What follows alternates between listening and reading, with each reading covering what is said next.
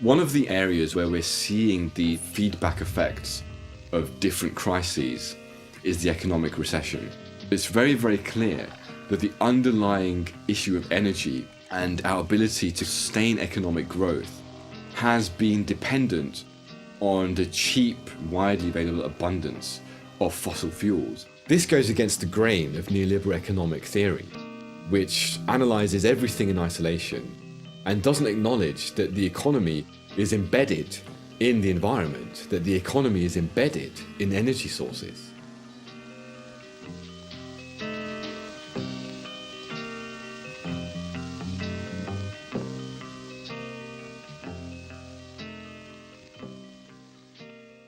Currently, we have a fractional reserve banking system. This system is based on the idea that you have a certain amount of assets in reserve in your bank, and that you have the ability to lend out certain multiples of that asset in the form of money. So for example, you have £1 in reserve. You can lend out multiples of 8 to 10 times the amount that you actually have. What they said in the 1990s is, this is not enough. We want new ways of making money. We want to be able to lend unlimited amounts. How can we do that? They said, let's have risk assessment models created by banks, and they would assess the levels of risk using these complex computer models. And if you could prove with these quantitative models that your levels of risk were very, very small, they could then justify lending at multiples of 1,000 times the amount that you've got in your reserves. And this is what made the whole process of financialization very, very interesting for capitalists, because you didn't have to produce anything. You didn't have to produce goods and services anymore. All you had to do was lend money to someone else who might be making goods and services or selling a product. And the more you lent them, the more they had to pay you back on compound interest. Obviously, you can see that this system was pretty much unsustainable because the global economy is a closed circle. I mean, how are you going to pay back money that isn't in the system? For you to pay it back, you need to borrow more. And for you to pay it back, you need to produce more, and you need to exploit the environment more, and you need to grow more. So it accelerated the pressure for unlimited growth. Millions of people use credit to buy the things that add up to a better living. Well, there's sure a lot of things that I'd like to buy for better living. How about giving me a little credit? Nobody gives you credit, John. It's something you have to earn. I don't understand, Mr. Money. How can you earn credit? Well, we'll select another channel on the learning machine by remote control and see. In the late 90s, banks were going crazy lending to people. And one of the areas where they were making the biggest profits was in the housing markets and on mortgages, where they were lending to people who they knew couldn't pay it back. You have a good reputation. We know you're reliable. I'm glad you think so. Here's the note, and this is where you sign. They were then repackaging these mortgages as financial products that were safe to invest in, and then were selling them on. They were then saying, in the case that there was a default and that the guy didn't actually pay back the mortgage, we will insure you, so you don't have to worry, it's very, very safe. The guys who were insuring, they didn't have any capital either, they didn't have any money to insure, and they were taking money in. And it was just this massive bubble. It became something like $1.2 quadrillion in size. That's $1,000 trillion of virtual money. Compare that to $60 trillion, which was the value of the real world economy. So what you're seeing is there's a massive disparity between real life buying and selling and this virtual financialization debt bubble. What happened in 2005 to 2008 is that that bubble reached the limits of the energy system, the reality check, that you can't grow infinitely. There is a real world, which is the boundary limit of what you can do. And at that point in 2008, when oil supply was dipping and demand was growing, that bubble is almost as if it was in a box. It couldn't grow anymore, and it just burst. And at that point, the prices rocketed, inflation went through the roof, food prices went up, cost of living went up. Obviously, oil prices were going up, and that was driving the prices of everything else going up. Because of all of these factors, people found it incredibly difficult to repay their mortgages. Because mortgages underpinned so much of the growth that was going on in the economy, it was a tipping point that ended up collapsing the whole house of cards. This is the BBC Home Service. Here is the 8 o'clock news. Sir John Ingram, speaking of the economic crisis at Worcester last night, warned the people of Britain to face further cuts in the near future. He stressed the importance of a rigid economy and appealed to everyone to accept the present austerity with fortitude and optimism. A foreign correspondent, commenting on the speech, said, But if you look at how governments are responding, they're not looking at the system and trying to change it. Instead, they're strengthening and centralizing it more. So who were the first people to suffer as a consequence of the recession? It was your average consumer, it was your average person on the street. The taxpayers whose money went into a massive bank bailout, which was used to cover up the insolvency of the banks. What that did in practice is that it centralized the power of the banks. It gave them a pat on the head that after you guys are royally cocked up, we're going to pay you some more money from the taxpayers who suffered. And meanwhile, by taking that money out of the economy, they actually made things worse. So you contracted the real economy, the productive economy, where things were needing to happen, and you created more business failures, more small business failures, more real economy contraction. At the same time, while these businesses failed, the larger companies, especially the big banks, who were now empowered by the massive bailouts that had come in, they started buying up a lot of these other businesses. So you had a situation where more centralization of ownership was also taking place. It's Saturday night and everyone else is out having fun. It's the best excuse in the world to join the party.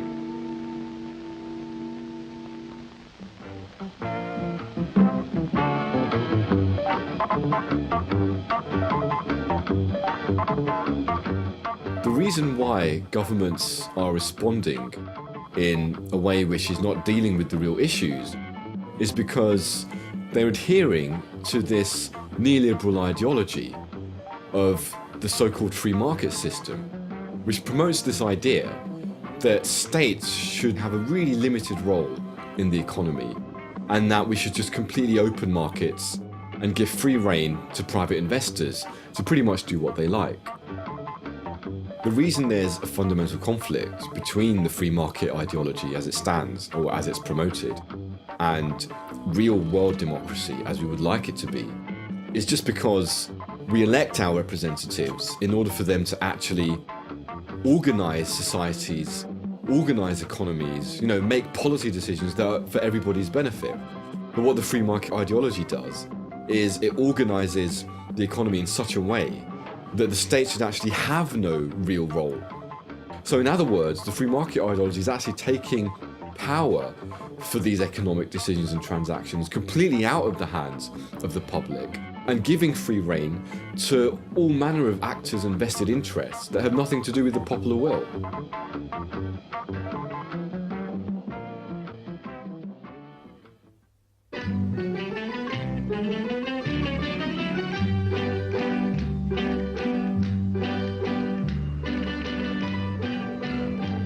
Now, this ideology on a global scale is being pushed through by these global governance institutions, mainly the IMF, the International Monetary Fund, the World Bank, as well as the World Trade Organization.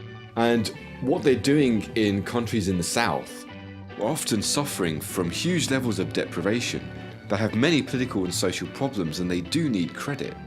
Is they're saying to these countries that if you're going to receive our loans, then you're going to have to abide by our rules for development. And what this actually does is it forces these countries to restructure their societies on the basis of these structural adjustment packages, to open their markets, to completely deregulate their societies, and to allow these private investors, largely based in the West, to come in and pretty much do what they like, to buy up resources, to invest, to take out capital whenever they feel like it. Essentially, it opens up these societies to the predatory exploits of transnational capital based in the West. Hello, George. Jim Chandler. Oh, I'm fine, thank you. Say, George, I have a gentleman I'd like to bring over to talk about locating a factory here. I thought you would. 11? Fine, we'll be there. You don't waste much time. Well, But that's what we heard about you. What this means is that neoliberal globalization, a so-called free market ideology, is a broken system. It hasn't worked. On the pretext of creating growth and creating wealth, which they say is going to somehow trickle down to everybody, what they've actually done is centralize profits for a minority, is extract the resources, raw materials and labor within these countries for the benefit of the few, while accelerating huge levels of deprivation and debt in most of the world. And this process has empowered northern industrial centres to continue on this path of overconsumption and unlimited growth, which in turn has accelerated global crises. We've explored climate change, peak energy, food insecurity, economic crisis. We've seen how these crises are all fundamentally interrelated and that they're being driven by this ideology of neoliberal capitalism. This has also helped us to recognize that the overarching assumption that we are living in the most advanced optimal system ever for humanity, what Fukuyama predicted to be the end of history, is fundamentally flawed. And if we look at the war on terror, we can see that Samuel Huntington's ideas about the clash of civilizations have become a self-fulfilling prophecy.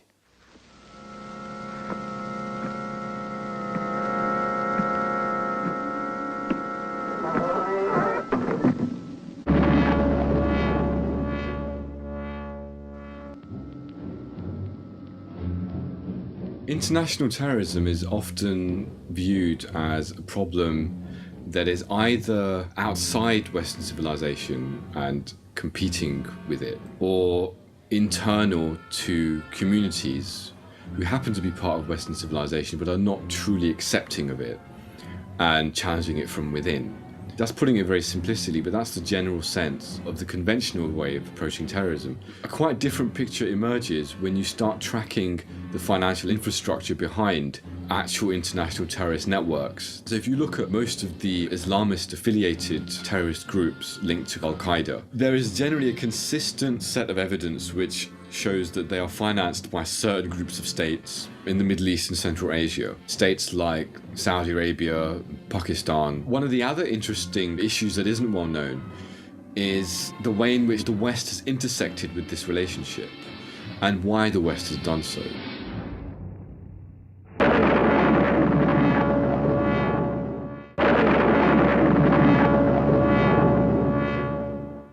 May 29th. 1933, after weeks of discussions, there was a meeting at Qasem Palace on the outskirts of Jeddah. It was there that Saudi Arab government officials representing His Majesty signed a concession covering roughly 320,000 square miles.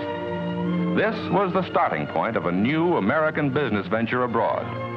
But ahead, there was a long, long distance to travel, a huge investment, years of effort, and no end of patience and perseverance. It's very important that we recognize how significant hydrocarbon energy resources are to the international system. To maintain production, to maintain electricity, to maintain agriculture, we are dependent on certain types of fossil fuel resources. The problem is that most of these resources are available largely in specific areas of the Middle East and Central Asia.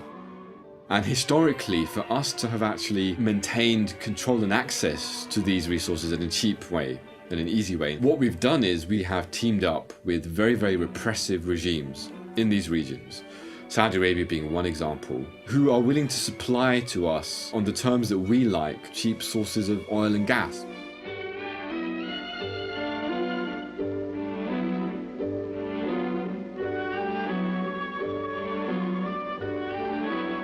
Part of the process has involved militarily propping up these regimes at any cost.